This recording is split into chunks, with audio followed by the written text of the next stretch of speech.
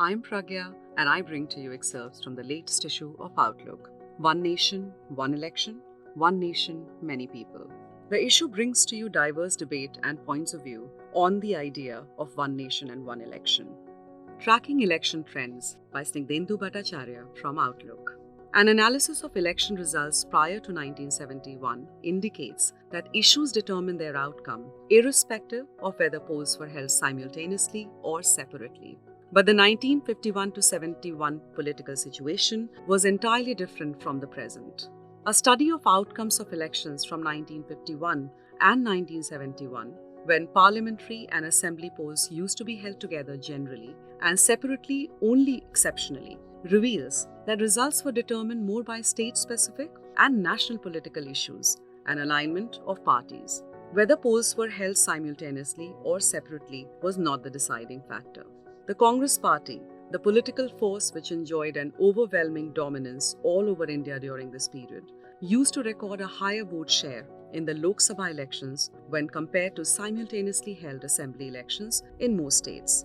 This happened mostly because independent candidates used to get higher share of votes in assembly elections. On the other hand, the national opposition parties or regional forces did not necessarily benefit from separate elections. When state elections were held midterm due to reorganization and creation of new states, or because of the government losing the majority. There have been instances when, in case of simultaneous elections, the Congress's assembly vote share was about 5 percentage points lower than its Lok Sabha share. In some cases, their assembly vote share saw an increase in separately held elections. However, it wouldn't possibly be right to draw conclusions about the present political scenario based on the 1951 to 71 electoral trends for two reasons. First, the Congress was the main force not only nationally but in every state of the country.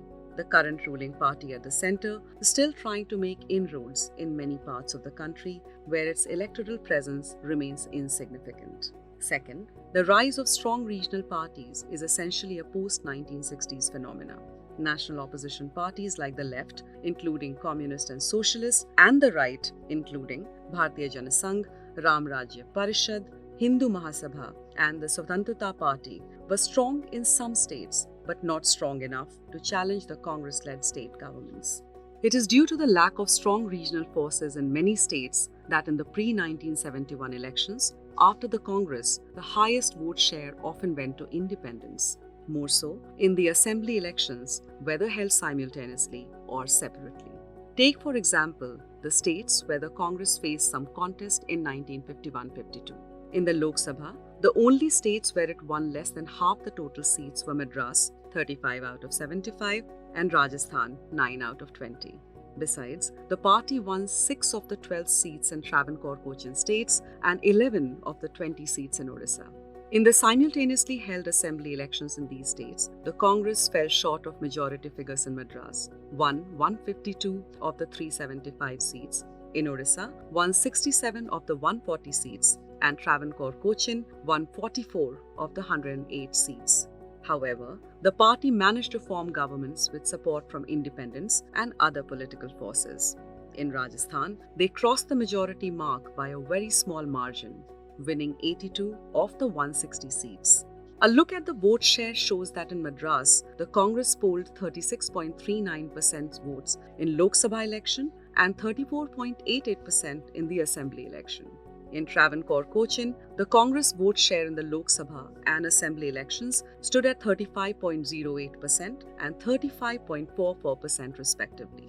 In Rajasthan, the party's vote share in the Lok Sabha and Assembly elections stood at 41.42% and 39.46% respectively. In Odisha, the Congress's Lok Sabha vote share, 42.51%, stood significantly higher than the Assembly elections vote share, which was 37.87%. A similar difference was recorded in the vote share of the main regional force, Ganatantra Parishad, which was 26.23% and 20.50%, and the Pan-India entity Socialist Party stood at 15.40% and 11.77%. This can be attributed to the higher vote share of the independents, which was 8.6% in the Lok Sabha and 22.94% in the Assembly election.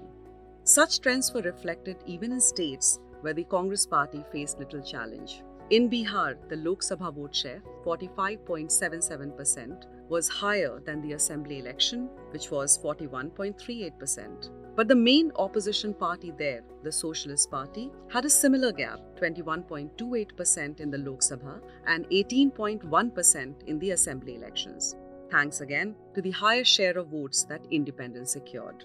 For these and more, read the current issue of Outlook.